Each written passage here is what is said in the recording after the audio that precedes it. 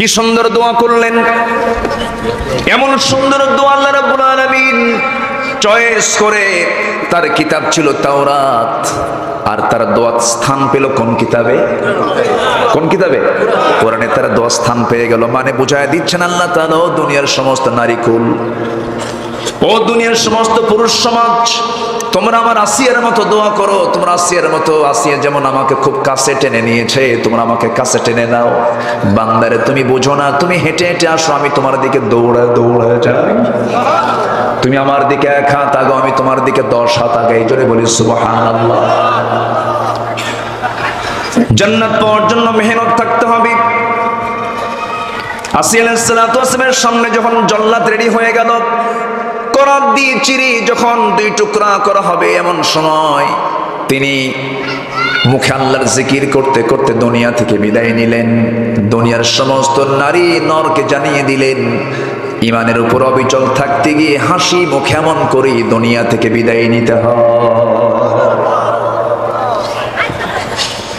ঈমান এনেছেন একজন সাহাবী, মক্কা থেকে মদিনায় হিজরত করে এসেছেন। মদিনার উপকণ্ঠ থেকে সেই সাহাবীকে কুরাইশরা ধরে নিয়ে চলে গেছে মক্কায়। রিমান্ডে নিয়ে পিটায় কোনো কাজ হয় না। শেষ পর্যন্ত বলল, খাবার বন্ধ করে দেব খোবায়েব, তোর খাবার দেব না।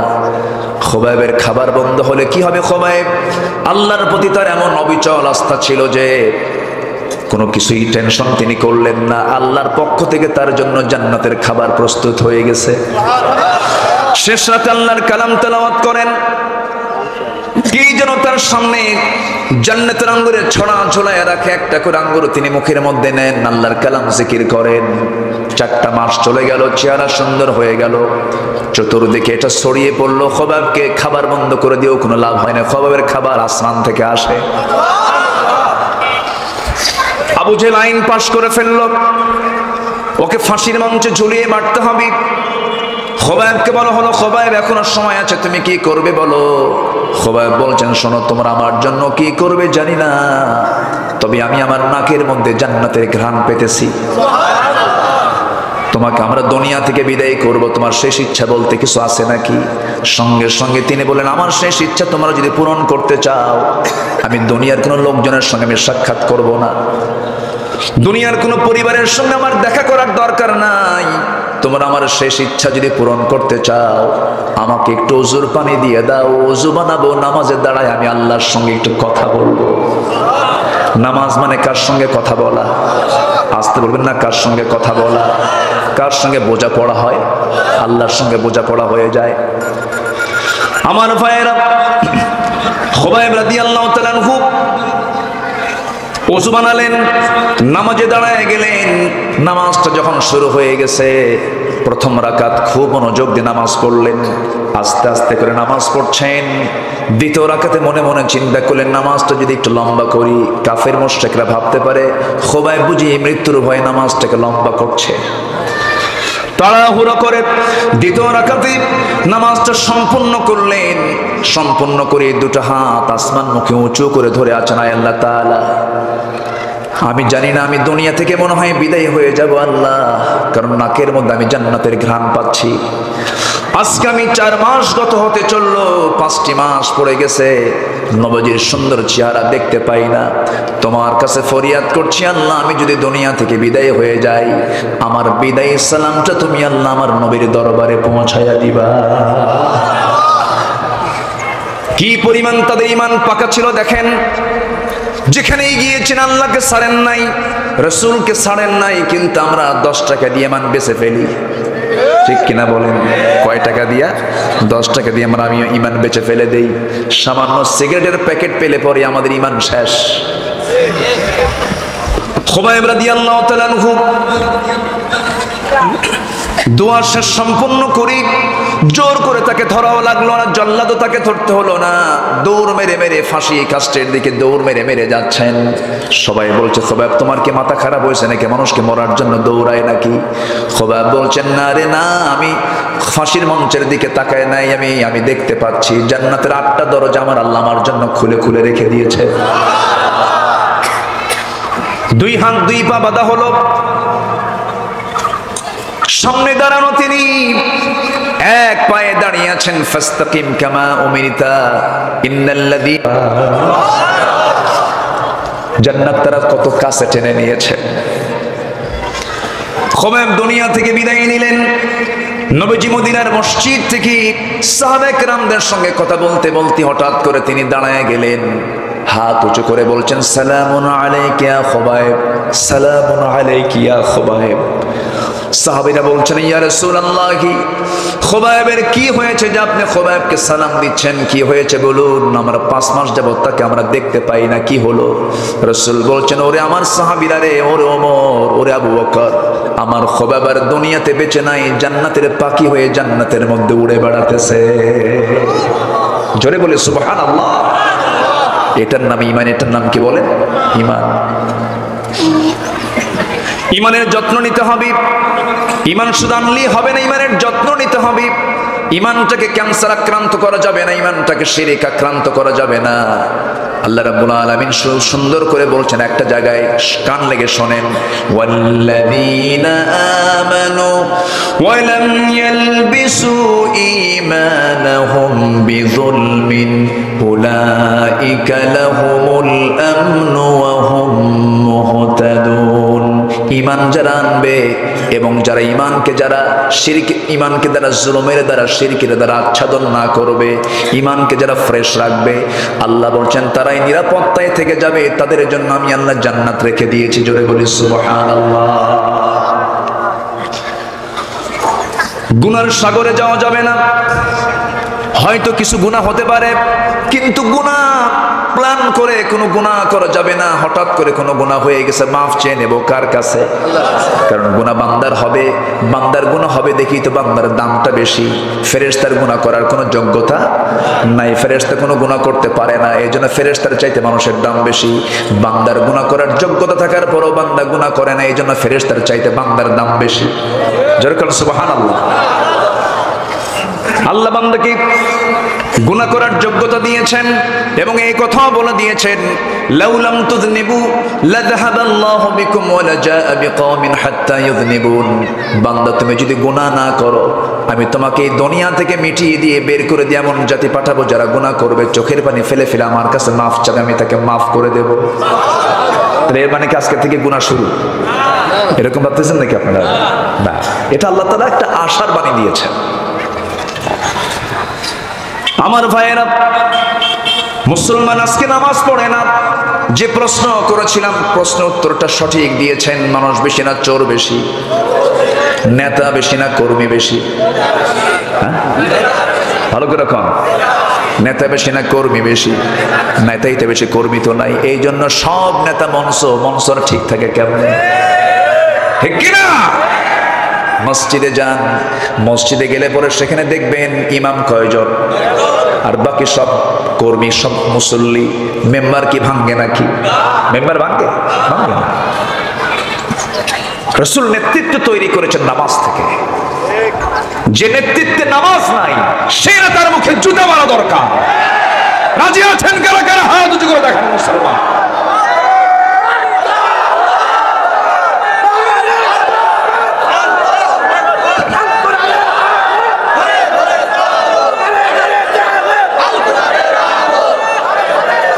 আল্লাহ তুমি সবার হাতকে কবুল করো। জোরে বলি আমিন, আরো জোরে আমিন। যে নামাজ পড়ে না তার চেয়ে বড় চোর আছে? বলেন, তার চেয়ে বড় চোর আছে? নামাজ পড়বো, 5 ওয়াক্ত কারা? একটা হাত তুলে দেখেন তো দেখি। জোরে বলি, ইয়া আল্লাহ, ইয়া রহমান, আমাদেরকে 5 ওয়াক্ত সালাত আদায় করার তৌফিক তুমি আল্লাহ দিয়া দাও। জোরে বলি আমিন, আরো জোরে আমিন। নবীজি মারা যাবেন, মারা যাওয়ার আগ দিয়ে তিনি ইঙ্গিত দিয়েছেন কিয়ামার পরে খেলাফতের দায়িত্ব পালন করবে। কেমন করে দেখেন, অসুস্থ রাসূল হুজরাখানায় আমার নবীজি পছন্দ করলেন, আম্মা জান আয়েশার ঘরকে পছন্দ করলেন। তিনি ঘরের মধ্যে ঢুকে বলছেন, আয়েশা শরীরটা কেমন যেন খারাপ লাগে, মাথায় পানি ঢেলে দাও তো। প্রচন্ড জ্বরাক্রান্ত হলেন, বিষক্রিয়া দেখা দিল, ওনাকে বিষ প্রয়োগ করা হয়েছিল। শেষ জীবনে মৃত্যুর আগ দিয়ে এই বিষক্রিয়াও দেখা দিল, প্রচন্ড জ্বর এবং প্রচন্ড মাথা ব্যথা। যাদের জ্বর হয়, মাথা ব্যথা হয়, এটা সুন্নাহ, আলহামদুলিল্লাহ। অনেকের অসুখ হয় না, খুব ভাব দেখায়। আসলে এরকম কিছু লোক আছেন, কে রে 60 বছর বয়স, অসুখ বিসুখ নাই, এরকম আছে না নাই বলেন তো? খালি ওষুধ খাস, আমাদের কিছু খাওয়া লাগে নাকি? ভাবতে হবে যে ওর মধ্যে কিছু ফেরানোর খাসলত আছে। ফেরানো অসুখ বিসুখ হয়নি তো, বুঝলেন নাই? অসুখ বিসুখ হওয়া ভালো, অসুখ বিসুখ না হওয়া ভালো, এটাও রহমত, কিন্তু অহংকার করা যাবে না। আমার নবীজি মাথায় পানি ঢেলে দেওয়া হলো, আজান দিলেন বেলাল। বেলাল যখন আজান দিতেন, রসুল তার আগেই গিয়ে সামনে দাঁড়ায় থাকতেন। আশহাদু আন্না মুহাম্মাদুর রাসূলুল্লাহ যখন বলতেন, নখটা ইশারা করে রসুলকে দেখে দেখে তিনি আজান দিয়েছেন। কিন্তু আজকে রসুল নাই, বেলাল কাঁদতেছেন আজানের মধ্যে, রসুল তো নাই। বেলাল আজান শুনলেন রসুল, রসুল বলছেন, ও আয়েশা দেখো বেলাল কান্দে, আমি তো যেতে পারি নাই ওর সামনে, আজান তো শেষ হয়ে গেল, দেখি তো নামাজে যেতে পারি নাকি। একটু কোমর সোজা করে দাঁড়াতে নিলেন, মাথা চক্কর মেরে পড়ে গেলেন। আম্মা জান আয়েশা তাকে জড়ায় ধরে বলছেন, ইয়া রাসূলুল্লাহ আপনি মনে হয় আর পারবেন না। রাসূল বলেন, তাই তো মনে হচ্ছে আয়েশা, কিন্তু নামাজ পড়াবে কে? কে পড়াবে নামাজ? আমার সাহাবীরা কার পিছনে ইক্তেদা করবে? নবী ইনস্ট্যান্ট সেই সময় সিদ্ধান্ত নিলেন, শোনো আমার আয়েশা, তোমার আব্বা আমার বন্ধু আবু বকরকে বলো আমার মুসল্লায় দাঁড়ায় যেন সে নামাজের দায়িত্ব পালন করে, মানে আমার পরবর্তী খেলাফতের দায়িত্ব পালন করবে আমার আবু বকর। নেতৃত্ব এসেছে কোন জায়গা থেকে? নামাজ থেকে। আমার নবীজি এই কথা যখন বলে ফেললেন, আম্মা জান আয়েশা তার আব্বাকে ডাক দিয়ে বললেন, আবু বকর সিদ্দিক রাদিয়াল্লাহু তাআলা নবীর মুসল্লায় যখন দাঁড়ালেন, সাহাবীরা হাউমাউ করে কান্দে। আহারে, নতুন ইমাম তো পেয়ে গেলাম, মনে হয় রাসূলের পিছনে আমরা নামাজ পড়তে পারবো না। সবার ভিতরে কান্নার রোল পড়ে গেল। নামাজ যখন শুরু হয়ে গেছে, ইমামও কান্দে, মুসল্লিও কান্দে, সাহাবীরাও কান্দে। নবীর কানে কান্নার আওয়াজ আসলো। নবীজির সঙ্গে সঙ্গে সেই জায়গা থেকে উঠে বলছেন, ওরে আয়েশা আমাকে ধরো, জানালার কাছে নিয়ে যাও, আমি আমার সাহাবীদের নামাজ দেখবো। জানালার ওই ফাঁকা দিয়ে রাসূল মুসল্লিদের সাহাবীদের নামাজের দৃশ্যগুলো যখন দেখতেছিলেন, চোখের কোনা বেয়ে টপ টপ করে পানি পড়ে। আম্মা জান আয়েশা বলছেন, হুজুর আপনি কাঁদেন কেন? তারা তো নামাজ পড়ে। রাসূল বলছেন, আয়েশা আমার এটা দুঃখের পানি নয়, এটা আমার চরম আনন্দের চোখের পানি। ওরে আয়েশা, এই নামাজ কায়েম করতে গিয়ে মক্কার মানুষগুলো আমাকে ঘাড় ধাক্কা দিয়ে মক্কা থেকে বের করে দিয়েছে। এই নামাজ কায়েমের সংগ্রাম করতে গিয়ে তায়েফের মানুষ আমাকে মেরে মেরে রক্তাক্ত করে দিয়েছে। এই নামাজ কায়েমের সংগ্রাম করতে গিয়ে উহুদের ময়দানে আমার দাঁত দুটো ভেঙে দিয়েছে। দেখো ভালো করে কথা বলতে পারি না। খন্দকের পরীক্ষা খনন করতে গিয়া কোদাল মারতে মারতে আমার কোমরটা অকেজ হয়ে গেছে। ওরে আয়েশা, এত কষ্টের বিনিময়ে নামাজ কায়েম হয়েছে এই রাষ্ট্রে।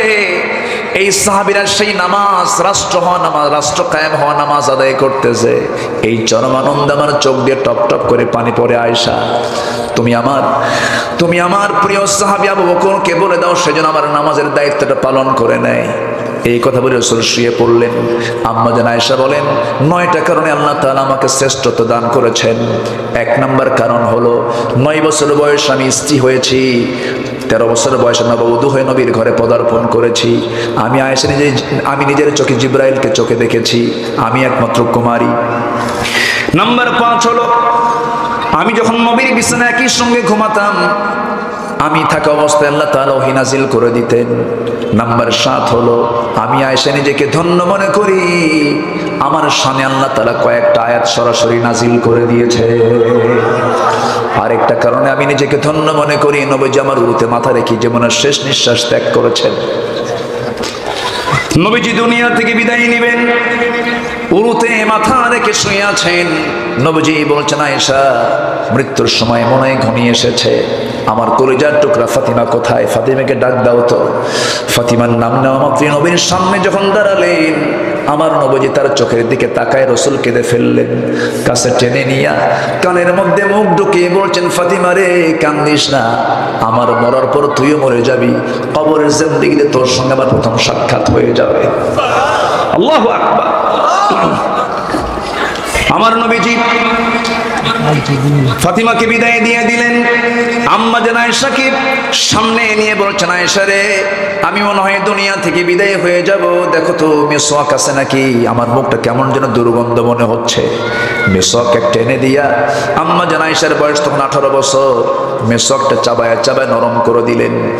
নবীর হাতে মেসওয়াকটা দেওয়া মাত্র আমার নবীজি মুস্কি মুস্কি হাসি মেরে বলছেন, আয়েশা রে এই যে মেসওয়াক তুমি আমাকে দিলে, মেসওয়াকটা শুরু না করে তোমার মুখের লাগানো থুতুগুলো আমি চুষে চুষে পান করছি আর মুসকে মুসকে হাসি দিচ্ছেন।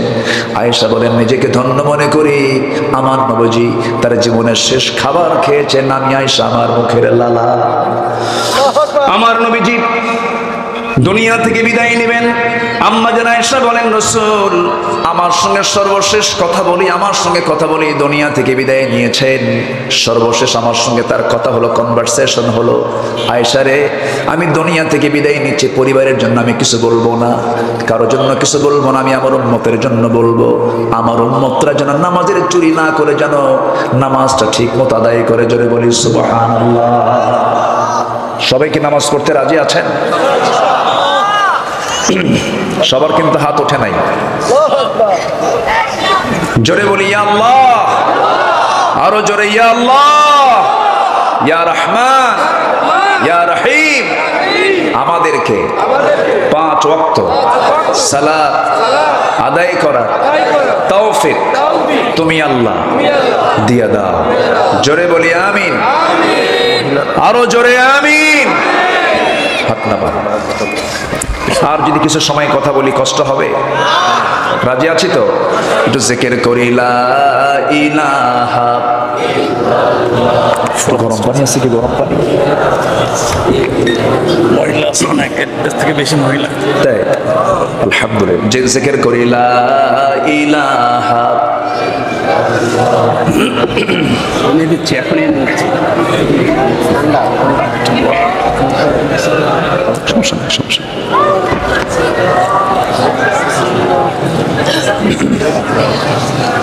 আরো জোরে লা ইলাহা, আরো জোরে লা ইলাহা, আরো জোরে লা ইলাহা,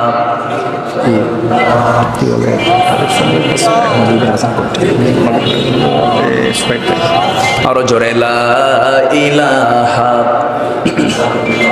আমি কিন্তু উঠতে বলিনি, এত লোককে রেখে আপনি চলে যাচ্ছেন, আমি কিন্তু উঠতে বলিনি। কিন্তু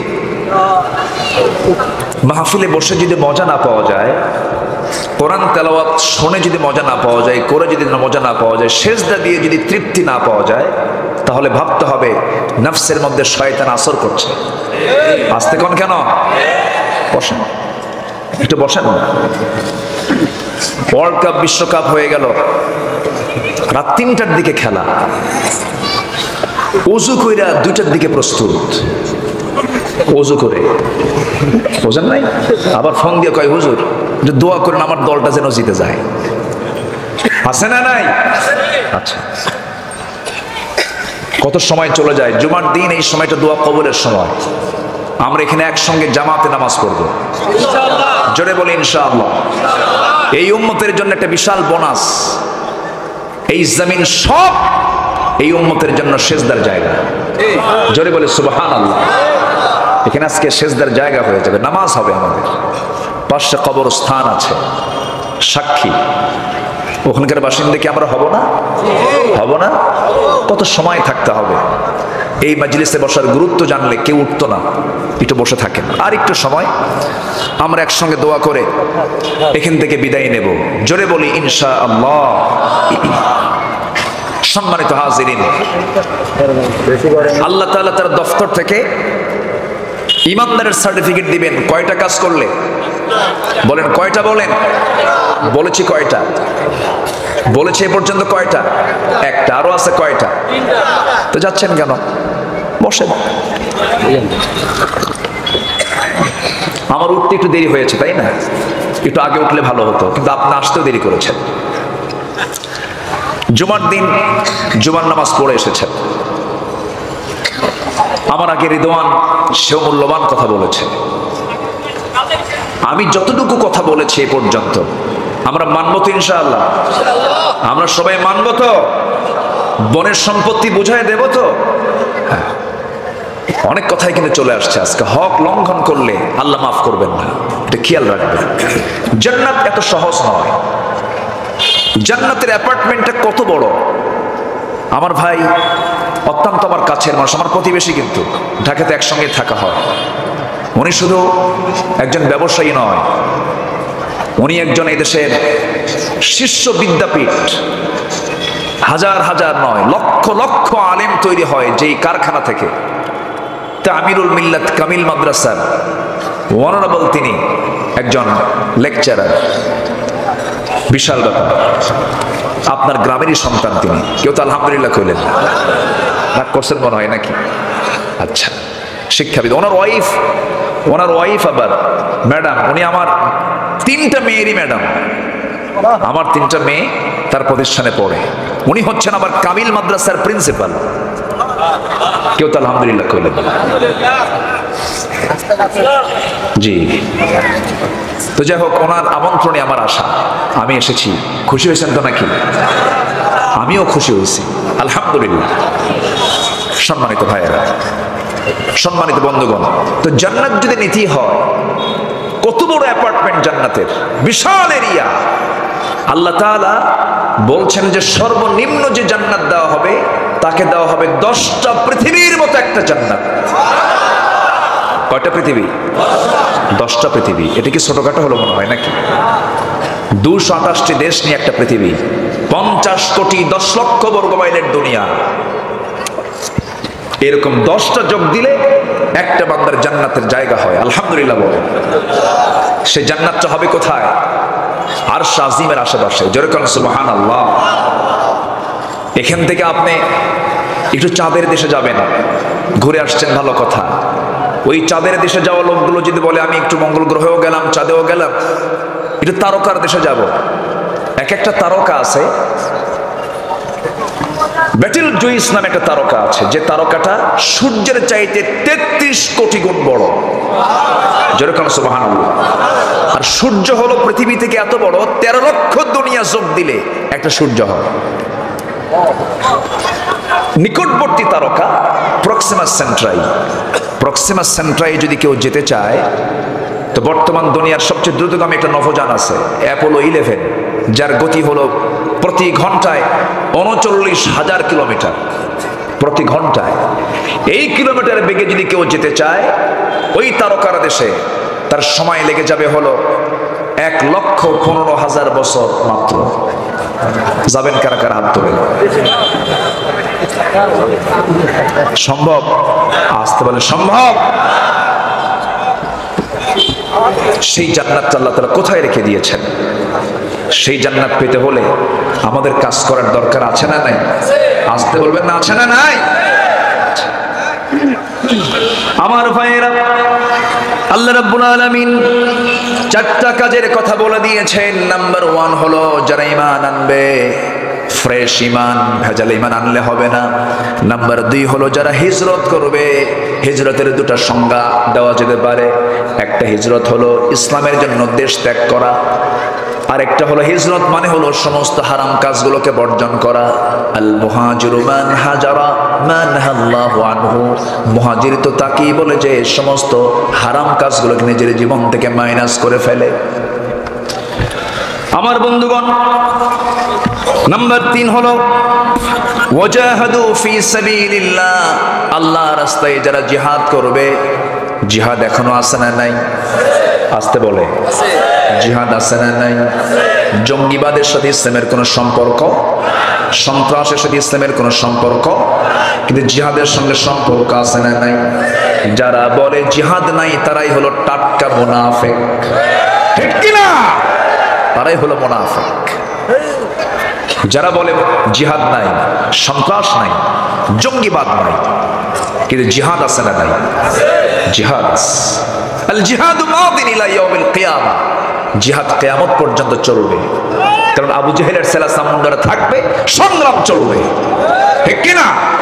চলবে, সংগ্রাম চলবে। সুদ বন্ধ করবেন কেমনে? ওয়াজ কইরা। জিনা বন্ধ করবেন কেমনে? ওয়াজ কইরা। চুয়াডাঙ্গার দর্শনায় একটা মদের ফ্যাক্টরিতে লাভ হয়েছে এবছর 700 কোটি টাকা, আলহামদুলিল্লাহ, তাই না?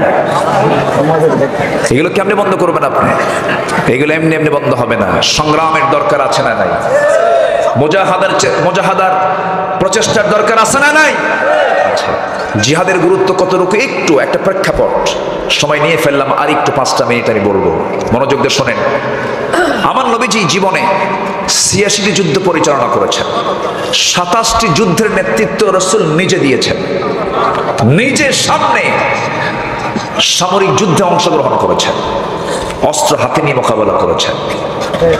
সবচেয়ে বড় অভিযান ছিল হলো তাবুক। বলেন তো কি? তাবুক।